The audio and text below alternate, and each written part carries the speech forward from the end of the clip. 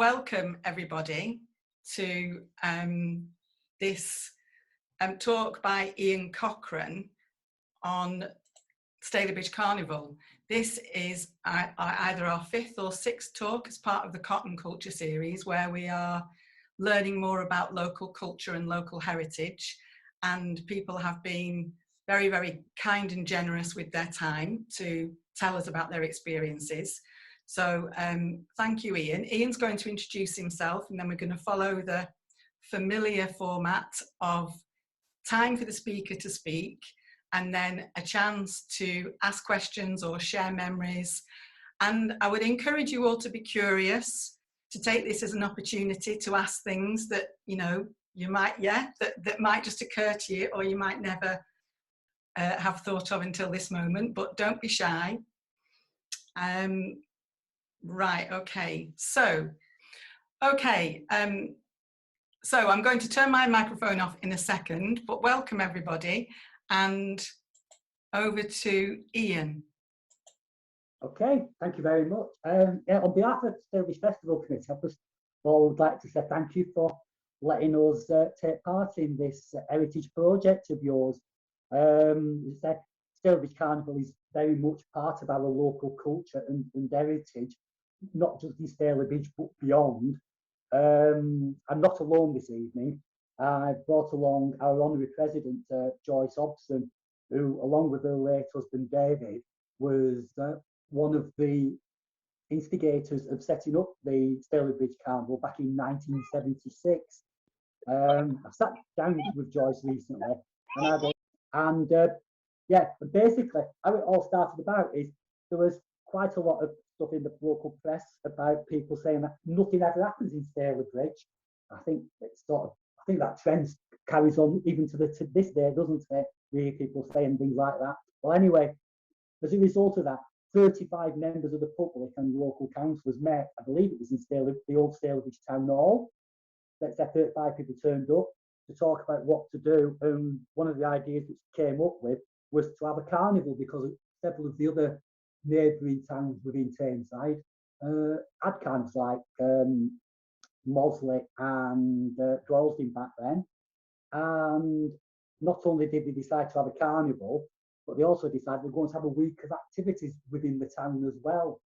I think that was, I don't know if it's foolhardy or what, but they obviously didn't know what was going to be involved with the carnival and doing activities as well throughout the week. But anyway, they went ahead and did it, and it was very successful. I believe it was a bit stressful at times, because obviously if you've not done a carnival before, there's lots of unknowns, and that was before we have all the health and safety as we have these days.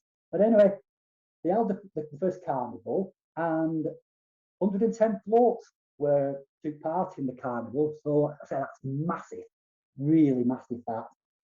And we had visiting carnival queens and bands at that event. We had our own carnival queen as well. They went through a selection process. I believe there was 25 entries for that. Anyway, they were successful in appointing a carnival queen who took part in that event. Not only took part in our event, but also then represented the town at other carnivals within the area as well. It wasn't until the year after when we also had Rosebuds, and for that entry, there were 35 young girls turned up for that. So it's a bit of a change these days. We really struggle to get carnival queens coming along, particularly from older people. I think when people are younger, I think they like the idea of taking part in the carnival, but it's not just about the carnival. It's also going to represent the town, say, at other carnivals, doing the fundraising from their own charity, which they give to local good causes, and also help to fund the cost in those early days of buying the what do you call them? the crowns and cloaks and everything. All that was funded from the cost of that. But also said there was a lot of interest generated within the town, because we had over 25 classes of awards given out at the carnival and at the parade, and local companies donated cups for that. And some of those cups, I think the one from Sterling Mouldings, which we now have for the best dress shop, is massive. It's about that big silver cup. And Taylor's Electricians won that at our last carnival in 2019. So Peter Taylor was well chuffed. That was the first time he'd actually received that trophy after all the years taking part in the event. They also had that first year, they had a beer tent. And I said, and I think you see this on telly, don't you, all on these old programmes, carnival or local fete with a beer tent. These days we wouldn't have a beer tent because it's a family-run event. There's now bylaws which prevent us from having alcohol within the park. And really, if people want to drink, and they do, they'll go to the local pubs or the labour club to have a drink with the family and leave the park just for a family event. After the first few years, some of that interest dwindled away in terms of people helping out and volunteering to take part in the carnival and the festival committee. There was an hardcore of people, and Joyce and her husband were there because they were involved with the local scout group, and they've stayed throughout. But as I say, Joyce has been there straight from the off. Unfortunately, her late husband has now died, but her family members, 3 sons, Andy, Phil, and Nigel, got very heavily involved with the carnival. Andy and Phil still do so. Unfortunately, Nigel died like 5 years ago when he was organising secretary, and I took over from him following his death.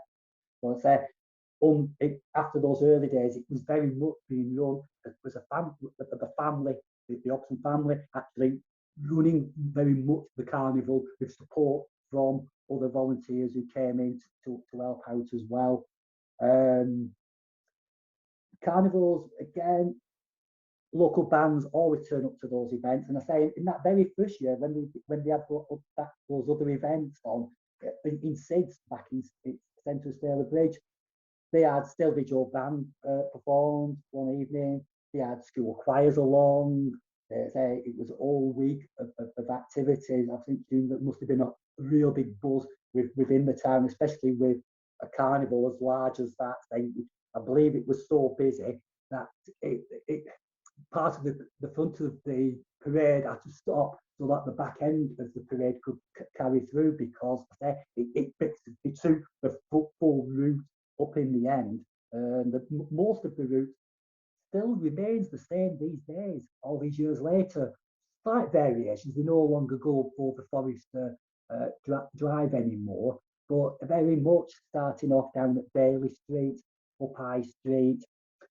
These days it's around our main square, obviously around the canal. Beforehand it was straight across before Tesco's was built, and then it goes on Waterloo Road, and then comes back on itself to what was the White Hart pub, and then down Caroline Street, back onto High Street, and then finishes back off in the town centre.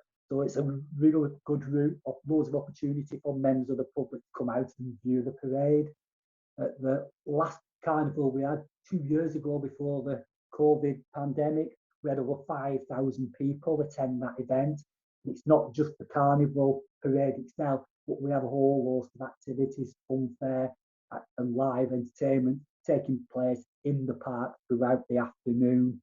And so Kings Park was rammed. I think most of Stalybridge decided to come out at that time, and I'm sure once all this COVID is over, next time we have an event, it's going to be totally rammed again, because people will be just so glad to come out, because they do see the carnival as part of our culture, and they'd like to come out and take part in it, either directly taking part in the parade or just bringing their family along, having the children having the faces painted and going on the fun fair ride, possibly picking up a goldfish as well on the fun fair. I believe that still happens as well. In those early days, there was it cost them. They got the programme here from 1978. It was held in September 1978, the carnival that year, and that's the third one. And it says in here that the cost of the holding the carnival that year was £2,500, and that was back in 1978. it cost us £5,500 2 years ago. And the reason why we can actually keep the cost down these days is because over the years, we've been very fortunate to secure grant funds to actually purchase our own equipment. Because if we wanted the road closure, the council these days not only would charge for the road closure, but charge you a fortune for the cones and the barriers. It was actually cheaper for us to go out and buy our own equipment and store that in the lockup in Cheetham Park. And that's what we've done. But the other thing what the committee did do, and Joyce has told me she was very much part of this, and this is an extract from that 78 programme, to help raise the funds, the committee have been working throughout the year in many varied ways. We have catered at 2 major events and supplied breakfast for over 750 at another event.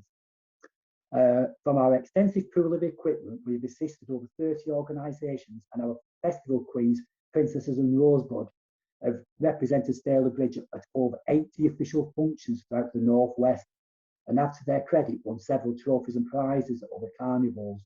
So it's not just the carnival day itself.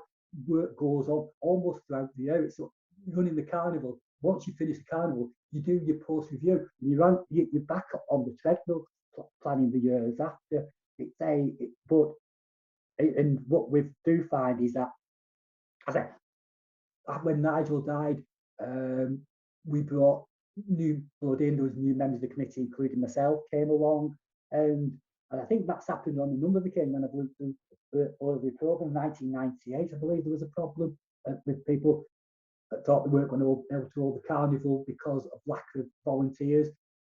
Obviously, request went out and looked through the local media, and people came along and volunteered to help save the day and help the carnival go ahead. And there was another interesting extract, and this is from a former president of the carnival, and it's someone who was a friend of mine who used to be a local councillor, and that was David Young. And this was on the centenary, on the 25th anniversary of the carnival back in 2000, millennium year. And he says, it's 25 years since the glorious June Saturday when the first Stalybridge Carnival was held. We've seen remarkable changes in the town since then, old buildings restored into habitable homes, and the canal being re-established along the original route. And he attended his first carnival back in 1976 as a French onion seller, and didn't give a thought to the fact that he would actually be the president back in the Silver Jubilee 25 years later. And I think that French onion collector was quite symbolic, because back in those early days, town twinning, Stalybridge is town twinned with Armentiers in France, and again that was part of it, was cultural twinning links, and the twinning committees of Armentiers and Stalybridge did quite a bit of work together, and we welcomed our visitors on Armentiers on a number of occasions to participate in the carnival, and we reciprocated by, I know Joyce and other members of the festival committee went over to Armentiers for a very large carnival event that they hold near to them over in France. So again, it's not just about the carnival. There's other things relating to our heritage which is being picked up through the success of the carnival.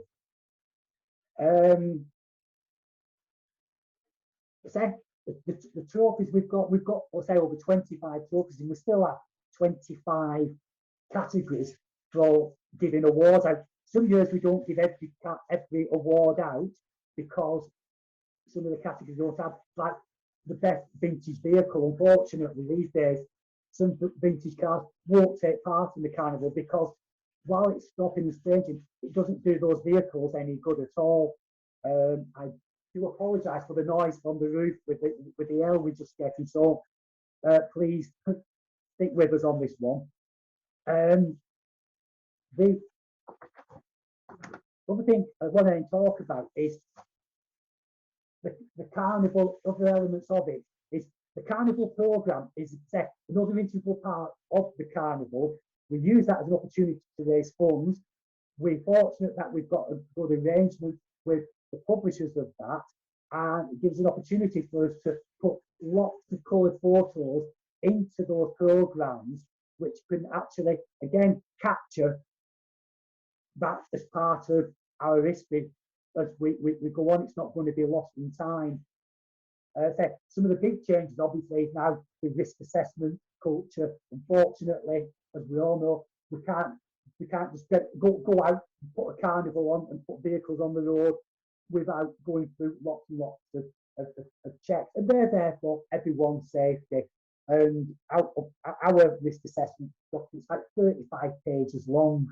But the good thing is once you've produced it, you just need to review it each year, and if there's new safety elements coming in, like there was after the bombing down in Manchester, where you now have to put extra security measures in place and liaise with the police a bit more on potential anti-terrorism things, which is a sad thing, but unfortunately it's where we are in terms of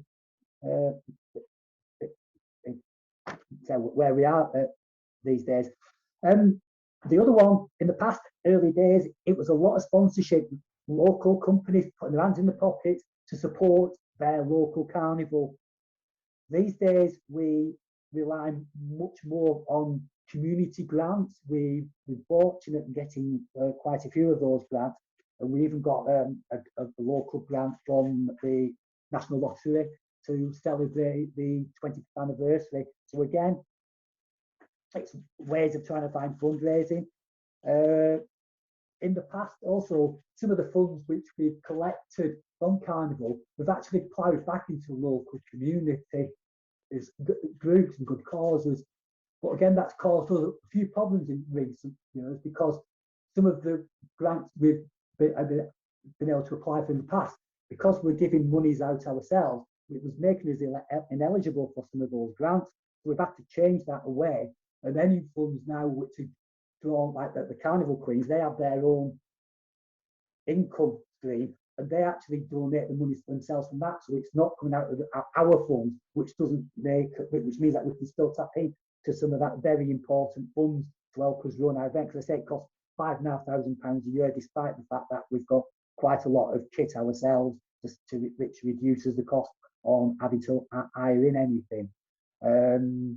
Carnival Committee, they have also produced lots and lots of policy documents, again with the support of Tameside Action Together, so much so that we were one of the first local community groups within Tameside to receive their safeguarding charter mark, which myself and Joyce went along to receive that about 2 years ago.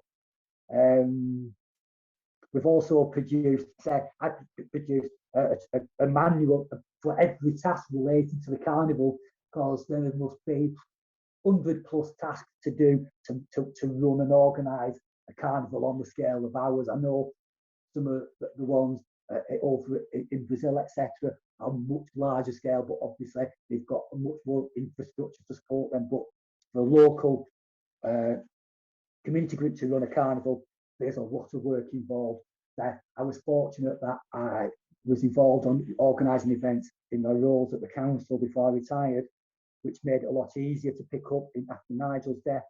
But I was fortunate that Nigel did have quite a lot of stuff documented as well, which made life much, much easier. But moving forward, that we needed to have a proper documented quality manual on covering every task, even as simple as how to boot the civic mayor who will come along and join us at the carnival. And that document is now available, and we share that amongst other members of the Carnival Committee. So we've got a lot of knowledge within there, rather than it just falling on one or two shoulders. And it's there if anyone needs to pick it up and move forward with it in the future as well. And then we'll just update that each year. I think that's basically me done in terms of a quick update overview of the carnival. I'm sure there's going to be quite a lot of questions. But I'm fortunate I've got Joyce with me, and I'm hoping that she'll be able to answer a lot of the questions, particularly stuff in the past about the carnival, which you may want to ask us all. And there's also some pictures, photos which going to be put on screen in a bit for you as well, just to show you a little bit about the carnival. Thank you very much. Shall I do that now then, Ian? Yeah, go on, and I'll do a quick talk, quickly overview and say exactly what each of the 40s is about. Okay, so I'm going to share my screen, and there are some older ones that. Oops, can you see that? No? No. Blocked. Just a second. God. Sometimes I find this works very well, and sometimes it doesn't work very well. 1 second. Oh. Now let me see. Can you see that? Yeah, there we go. Yeah, you're on there. So just before I go through, there's some older ones, and then there's some, I put the more recent ones after. Okay. Yeah, I think it was just going to show basically, well, just give a flavour of what it's like in the town do on Carnival Day. So that very first photo, that's the very last event ever held in the old Stalybridge Town Hall. And that was a Carnival Queens event. Joyce, do you want to say a little bit more about this photograph? Because obviously you was involved with it at that time. Yeah, that photograph was when we was choosing the Queens for that year. I can't just remember offhand what year it was, but we were choosing the new Queens for the year. And we had, as you can see, there was quite a lot of Queens there, which now the numbers have gone down. But like I say, it was the very last event at Stalybridge Town Hall. So then the next one is also, I think. Yeah, that was 2002, and that again, that's in Cheetham Park after the carnival itself, and with the civic mayor and some of the local queens. I don't know if you want to say anything else on that, Joyce. Well, the Queens sat at the front of the Queens from Armentiers. What we used to do every other year. One year we went to Armentiers, the following year they came to us. And that went on from 1980, I think we started. So for quite a few years we carried on exchanging the carnival committees. It was a really good exchange that we carried on. But the French just couldn't carry it on any longer, so it died down. Yeah, and I think the other one is unfortunately the twinning, the cultural link with the town twinning committees again dwindled because the people involved with them were no longer around. And yeah, whilst we still have twinning links, it's not very active anymore, is it? Apart from possibly in some of the local schools. Okay. So the next photo. Next one is. Oh yeah, yeah. All it was is unfortunately can't really see, but the central picture. There's a table, and it shows the various trophies which are given out on Carnival Day with our Carnival Queens from 2010 in that picture. So it's unfortunate I've had to take a picture, an image of it out of a program, so we didn't actually have an electronic version of it. So yeah, so that's what that one is. The central circle, the little girl on the right-hand side of it, that's my granddaughter. She was a carnival queen from the age of 3 until she finished at the age of 15. Is that your Chloe? That's Chloe, yeah. Oh. And we've even got a best baby one here. Yes, we had. That was the very first one. We used to do that, and that again died down. Don't know why. People just couldn't be bothered. Yeah, Isabella. Yeah. It started, but like other things, it died down. Yeah.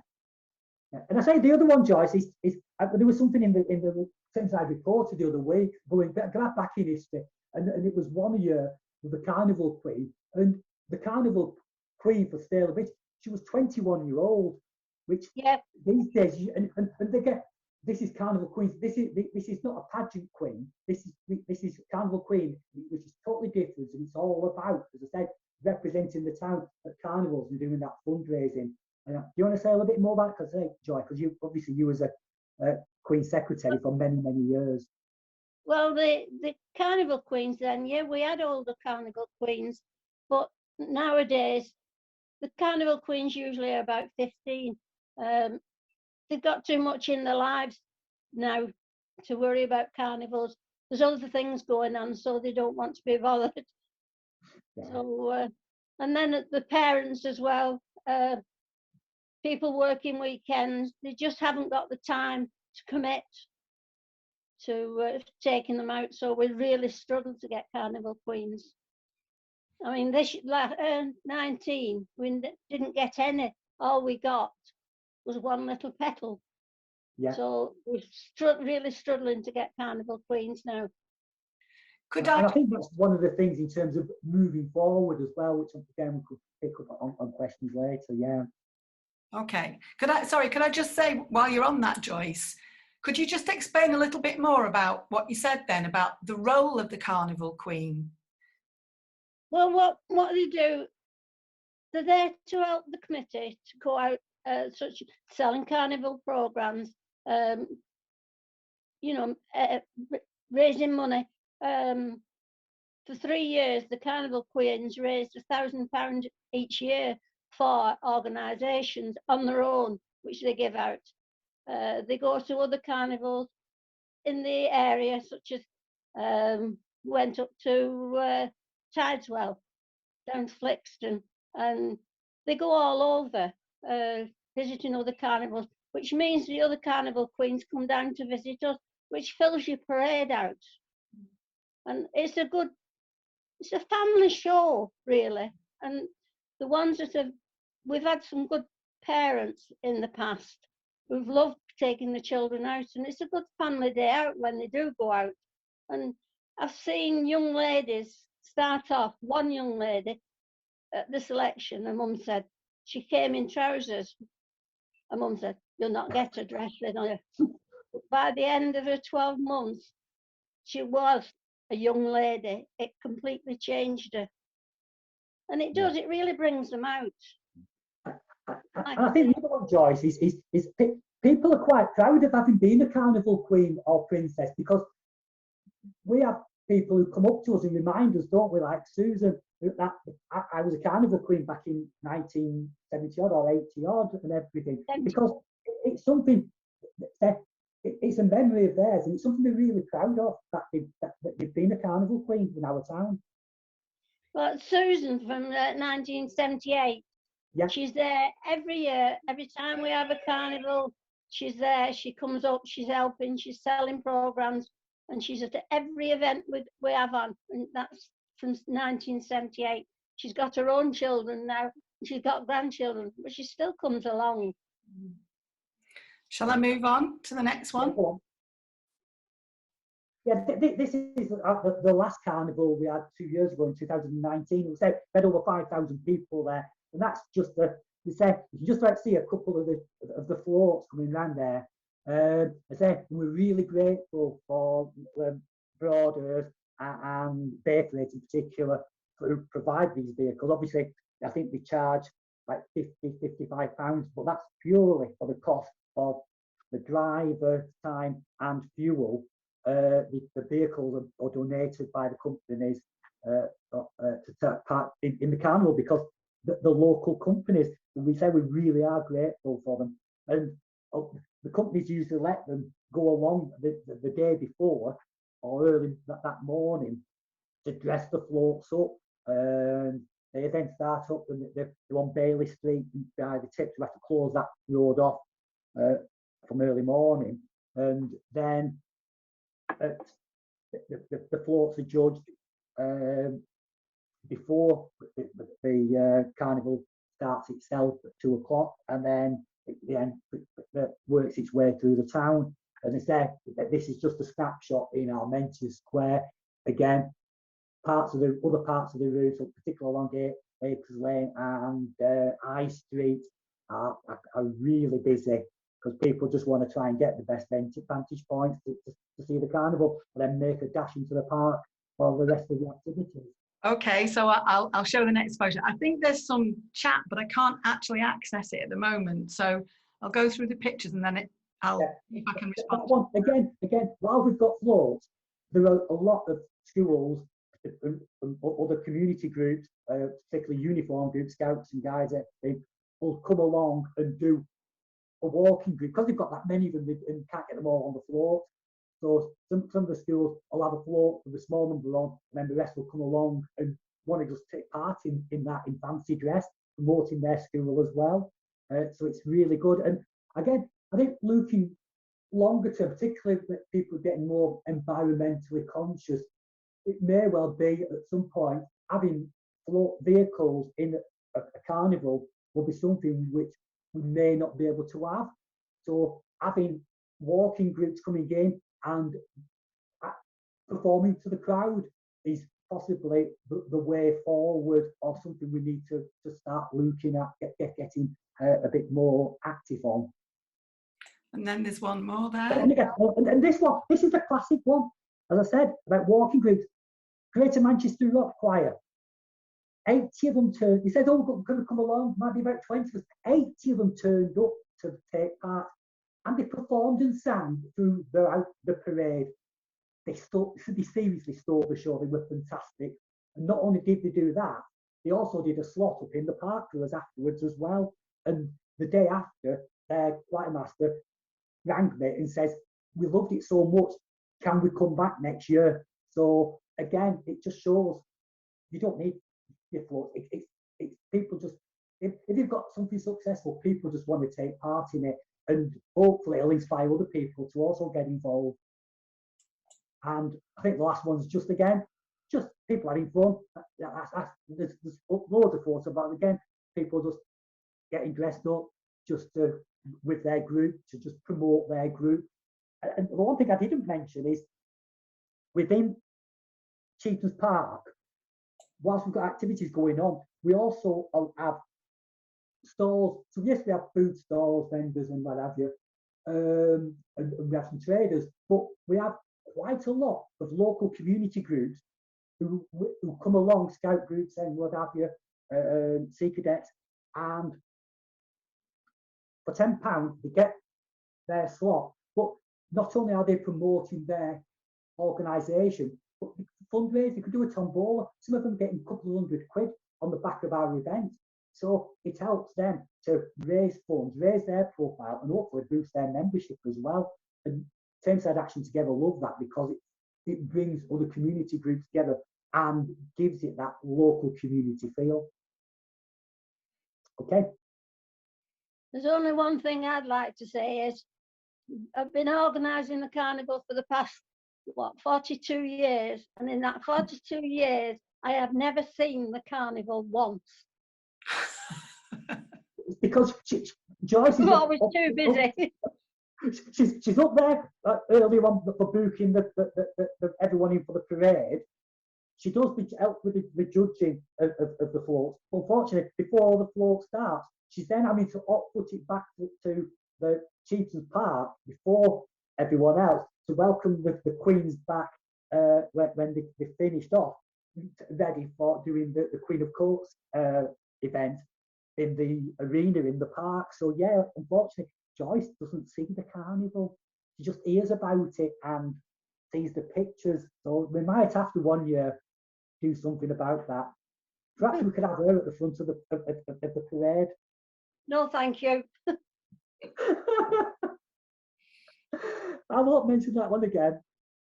Thank you. So does anybody want to ask any questions or make any comments? Holly, yeah, I can see you've got your hand up. Yeah, I did.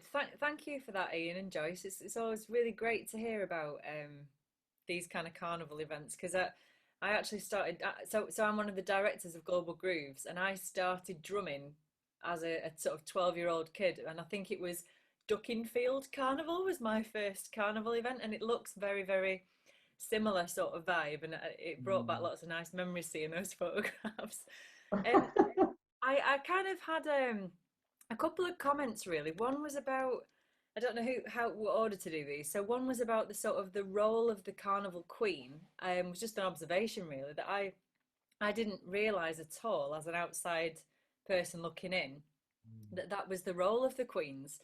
It's essentially like I've put it in the chat as a sort of a little bit more glamorous project manager or a steward, you know, effectively going around getting money off folks and chivying and bottling and that kind of thing. And I just didn't really see that was part of their role at all. I don't know what I did think they did. Yeah.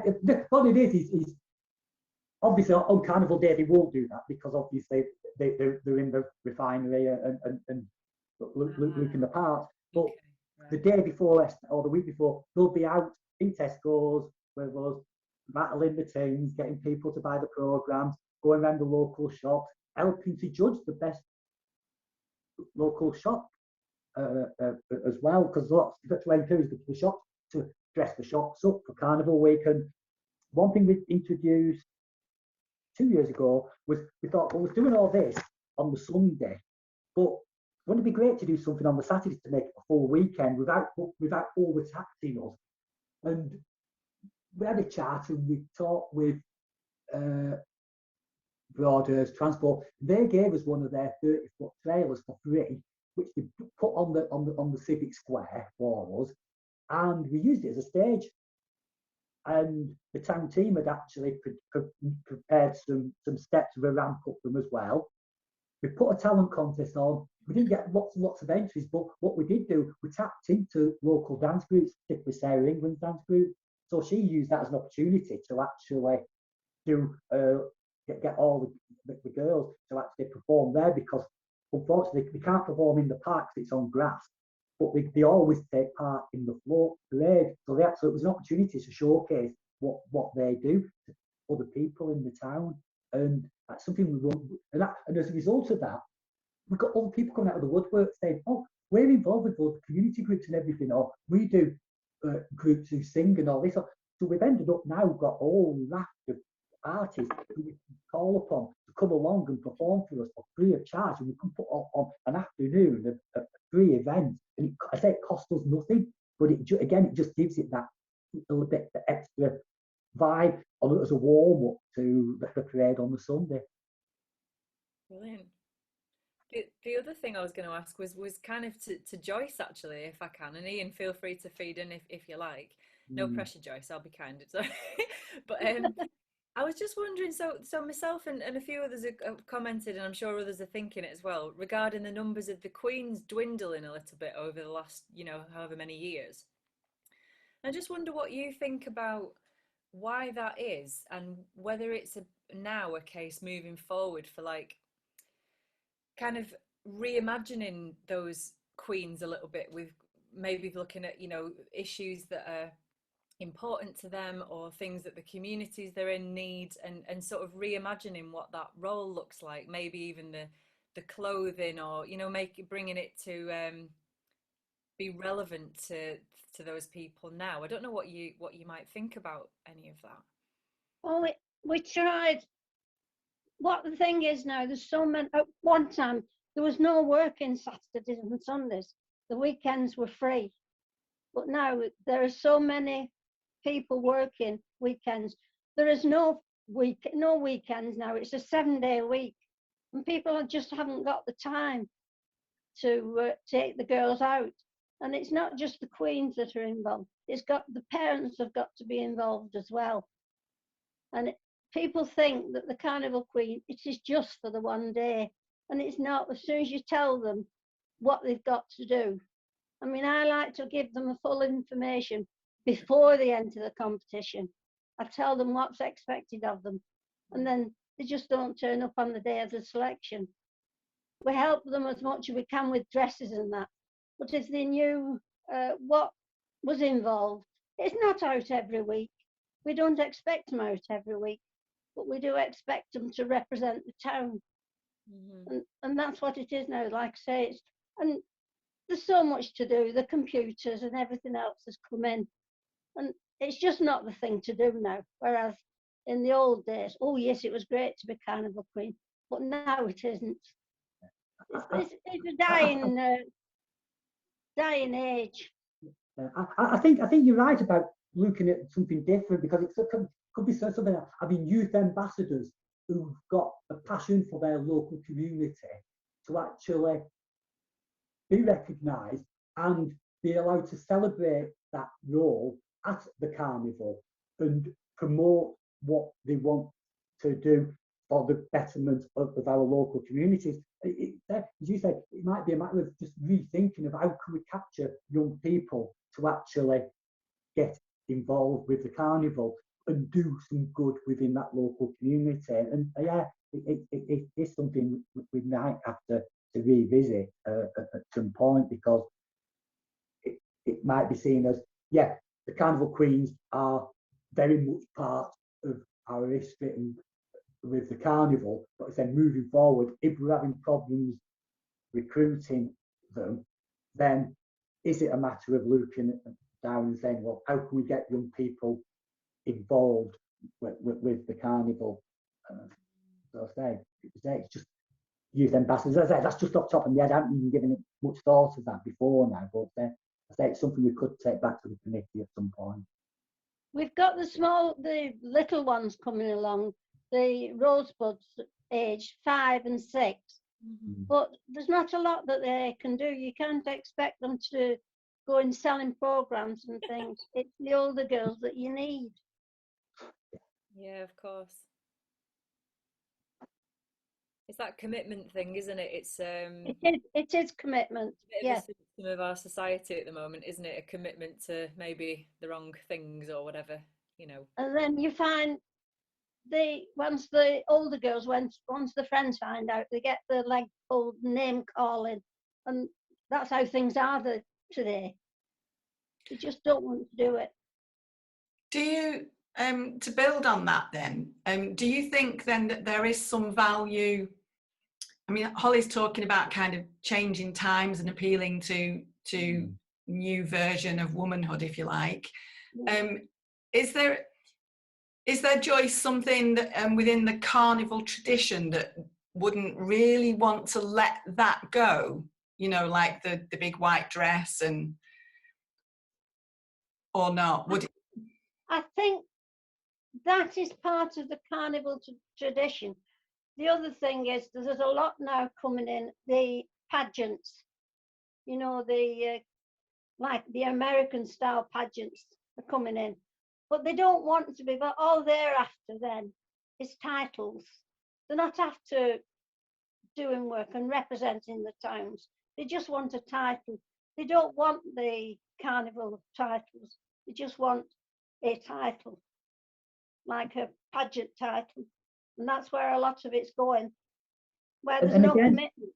Yeah, and again, I think the other one is in terms of those pageant queens and what have you, it seems to, again, there could be some resistance to going down that route, because it just doesn't seem right in the current times. I think, as I said, it's looking at how we can actually promote, say, young women in terms of recognising their worth in the local community. And I say, it may well be this ambassador role for them. And so I'll give some thought to that. I think it may be something worth pursuing, but particularly linking in with some of the high schools and the youth service. Oh, got two questions. Nina, first of all. Oh, sorry, Mel, you'll have to wait. Yeah, hi. Sorry, I'm Nina. I was introduced via Dipper Dristy. You're welcome. So it's just I actually taught at Copley Academy in Stalybridge for 12 years. I left there nearly 3 years ago, and I had no idea about the carnival. And I'm local. I'm well, not anymore. I live in Liverpool, but I was born and brought up in Ashton-on-the-Lyne, so I had no idea about this. And just going back to, you know, the talking about the Queen and then maybe changing the role and, you know, thinking about maybe a youth ambassador. I think you know, if I knew about something like this, then I think I'd definitely, because we've done loads, well, in the past, we did loads of work in the community, and then like with Royal Exchange, we've had links, we've done other stuff. So I think maybe sort of targeting like secondary schools and trying to promote it as, you know, like a youth ambassador, and trying to promote women and, you know, in a positive light, and taking it down that route, I think that could be quite a good thing, because like you were saying, times have changed, and I think, you know, maybe trying to take it down a different route would be possibly more appealing to our youth. So that's just, you know, I think as a ex-secondary teacher, I think, you know, I think it'd be quite a positive thing to do with some of the children in the schools, and maybe, you know, trying to, you know, focus and working with some teachers maybe as well. I think if you're doing that, I think it's either going to have to have some commitment from the school or youth service. And youth service was part of my department when I was at the council. So again, I've got contacts there. But and again, I think they'd be quite keen to get involved, because it's again doing something positive and promoting women and young girls in a positive way. Yeah, definitely. So, yeah. Thank you. Okay. Mel? I'd just like to agree. I was going to say something slightly less eloquent. Is that it? You done, Mel? Yeah. Yeah. Just, you know, broadening it out to who is volunteering in the local community? If that's what the final aim is, to get people to, you know, look after the local community and help things, maybe even environmentally, as in. I've got to say, particularly around the environmental issue. I think that's possibly a way in, because again, it's something really important, isn't it? And it affects all. And yeah, it can still be fun. It doesn't have to be all worthy or anything. It's just what's going on now, isn't it? I suppose. Yeah. Can I come in, Jane? You can, Champa, yeah. It just reminds me of our culture as well. It died, you know, it came on when I came into Ashton, and we built it up. Then it died down, and then, like Naina said, we took it up with the schools, and it is come to light now that the children are learning about it when the festivals are on, and you know this, you know about this Diwali program, and we put. I was connected with the school, and you know, teaching them dancing, the costume, and so forth. And when we did the Diwali festivals, the schools came and joined us. So in a similar way, this could be a positive sign. Yeah, absolutely. Because I've been along to Diwali festivals, and I've seen what fantastic time, and everyone has a great time as well. And again, it's that. We used to have a lot in Ashton, but because of the funding, it all died down.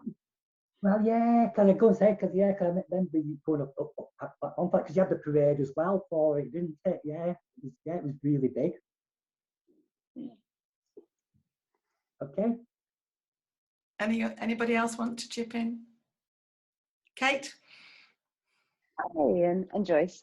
I was just wondering, you mentioned that there's 25 awards up for grabs, maybe in previous years. Now, I don't expect you to rattle them all off. I've got a few up on here, so I can actually mention. Yeah, thanks. He says, watch me not find the page now. Oh my gosh. Small print job here. Right, so again, there was one for like national or industrial. So if there's a business who's taking part in the carnival parade, again, if it's a national, if it's a sole trader or a little business, well, they're different league to some of the national, because they've got more funds. So we thought, so they have one for that. Then there's a local trades, a local company. Then you've got a local adult organisation, prize, and the ones who won that last time, it was one of the LGBT groups who won that award. Local junior organisations, and then you've got local scouts and guides, best walking group. Then you've got several entries for Carnival Queens for the best float entry, the best Carnival Queen vehicle, and you had the best queens in the arena, best pub or club entry. Because again, some of the pubs or clubs want to take part in that, and again, it promotes their business. Fancy dress awards for under 18, under 16s, and over 16s. But again, what we do for some of those, we give them the trophies. We have they keep for 12 months, but because some of them that one we actually do with that as a we buy a trophy each year, so that's a keepsake one for that. Then they have, obviously, they've all got the collection buckets for that, and so we give an award, a trophy to the individual who's collected the most money, and also an award to the organisation or the group who's collected the most money as well. Smartest band on parade, and they had one like best vintage vehicle, best dress shop, and the other one is best canal boat, because obviously got the canal in there. We try to encourage them to Huddersfield Narrow Canal Society to get a flotilla of barges through the town. Not always easy to do, but we get a couple of the barges, so we can judge them. We'd only do that on the Saturday, obviously, rather than the Sunday. But again, they are planning for our next carnival to have a flotilla of boats coming into Stalybridge and parking up there for the weekend. So again, those are the types of trophies which we have. So yeah, it sounds a lot, but a lot to manage. Yeah, lots of trophies a lot to clean. Yes, Joyce collects them all, and she polishes them all up, so they're absolutely sparkling when we give them out. And is it the same trophies that have been given out for so many years then? I think there's about 6 from the very first, from 76. A lot of them have been sidelined because they're just not suitable. 2 of them that we've had to take out because they're solid silver, and I was a bit frightened that the price of silver and that, they're quite big ones. So we've archived those because we didn't want them to go out and conveniently get lost. Which you can understand. Yeah. I think I saw, if you've finished there, Kate, I think I saw Geraldo say he wanted to ask a question. Yeah, I think another really good one you need to have there. You should have the Queen of the Queens, and Joyce should be that one. You know, for life, Hall of Fame, just iconic for life, Queen. We said that we should get her at the front of that parade. So when she was stepping down a few years ago, we made a president, so she couldn't get away. It was a but she really is in the family a very much an integral part of the carnival. It was their family who were involved from the start and have been there from mainstay all throughout that time. So yeah, we need her. Ian had looked good, wouldn't he? Age 80 at the front of the parade on my mobility scooter. Hey, what you can have Susan with you as well, obviously, as one of the early carnival queens. And one other thing as well, I think, well, of course, you always like all the carnival, they evolve and they change and they adapt. But the main thing is, especially after listening to how you both, Joyce and Ian, how you talk about and the passion that you there. That is what made this carnival this success that it is. For how many years you're going there? You know how many carnivals runs like for 1, 2, 5 years and it just finishes. how long we've been running that, and it's still That's talking it. about it like with passion, and that the fire in it. Well, that's it. I mean, we got involved as a family.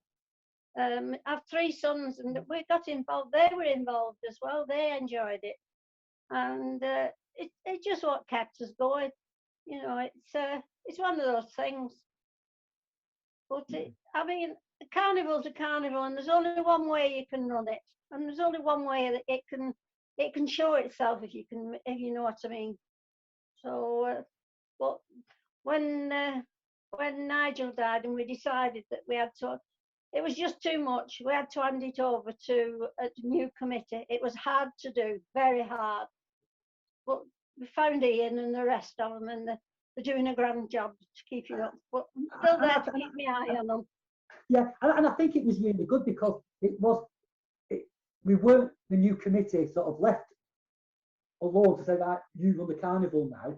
That there was this transition. That Nigel had got lots of this paperwork there, which made life so much easier. And we also had Joyce and 2 sons, Andy and Phil, to also fall back on. When we mentioned things, they could say, "Oh, we've tried that, and don't go there." Or, "Well, actually, if you're doing that, do it this way," because they've got a wealth of knowledge and experience which you just don't want to lose, because it's important, because they've been there, bought the t-shirt God knows how many times, and so it's great that we said we've got the new committee, but we've still got Joyce and the 2 sons there as well, and other members from the old committee, like Lyle, and so yeah, you need new members coming in to give it new impetus, bit of new blood, new thought, and everything. But I think the committee we've got, there's at least 12 of us who are very active, and we're fortunate we can tap into other people to support us on the day, because you need an army of volunteers to run a carnival. You can't just rely on a few people to do it, otherwise you just ain't going to be successful, and you're going to run into lots and lots of problems. So yeah, and say, as long as the carnival is successful, and maybe people will come along and want to take part in it or help out in any way they can.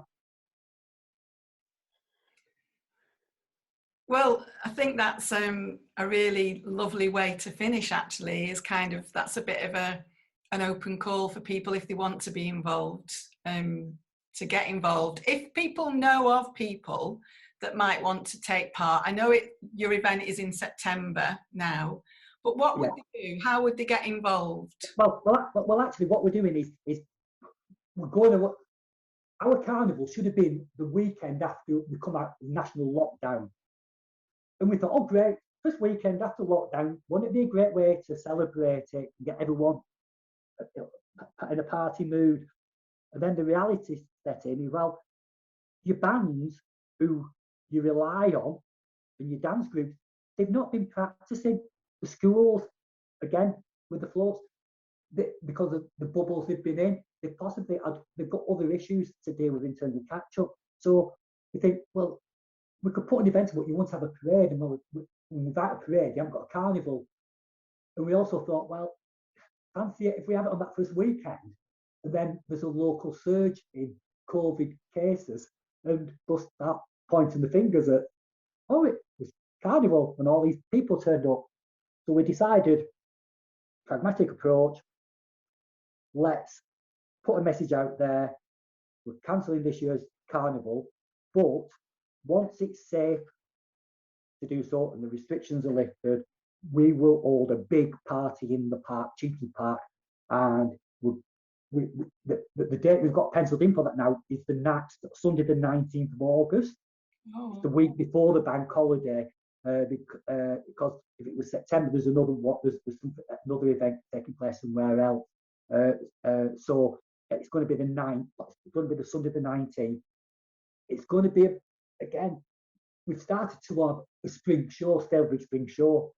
We only held it the other year, but we can put on a large-scale event similar to the carnival, but without the parade, in Cheetham Park, and put a full day of entertainment, fun dog show, lots of family entertainment, with a big fun fair, with the trade stalls and the food stalls and the local community groups there, with all range of live events going on in the arena. And they say, and that's what we're planning to do on the 19th. We're even looking at having a 5-metre maypole in the centre of the arena and using that as a symbol of renewal and hope as we've come out of this pandemic. So that's the plan. So watch this space, and then June 2022, we will have our next Stalybridge Carnival. It's always the third Sunday in June. Now that's the fourth no, Sunday. Fourth Sunday. So you can tell I've lost count now. I'm getting out of practice. Yeah, like fourth Sunday in June. Thank you, Joyce. Yes. So it's always on there. So that's going to be the case for 2022. We will start planning for that fairly soon, but including see what we can do for the Saturday as well. So if people wanted to give their time or have their group involved or something, should they come? If anyone wants to get involved, either take part in the event or just if they want to perform in the arena, or if they're just interested or they've got something to contribute, then come along. We're not going to turn people away. Crikey, if you've got a talent, we'll make use of it. And even if you're not able to come on the committee, if you've got some knowledge what you can support us with, great. Because it's all about putting on the best show we can. Great, thank you. Well, I think we could probably go on for a little bit more, but I'm conscious of the fact that we said an hour, so it's always good to leave wanting more, isn't it? So yeah. Thank you very much, Joyce and Ian and Joyce, for taking your time out and sharing your experience with us this evening. And thank you to everybody for attending and asking questions. I'm sure that we will develop this connection and that we will we'll see how that develops, but it would be lovely to develop this connection. So thank you very much. And again, it'd be lovely to come down to your place once we can do. You'll be on the you know quite a lot about yourselves, and it'd be great to actually come down and have a chat in person, isn't it, rather than over the airways. Absolutely, yeah. Well, I mean, now I think we can a bit more confidently say, yes, we will sort that. You know, if we'd done this before Christmas, it would still be in the distance, wouldn't it? Yeah. We'll sort that. Yeah. Yeah, fantastic. Thank you very much then. So applause to both of you. Thank you.